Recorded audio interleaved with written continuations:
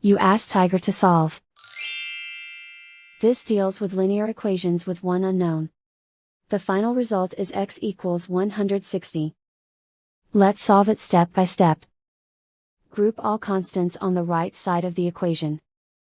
Subtract 8 from both sides. Simplify the arithmetic.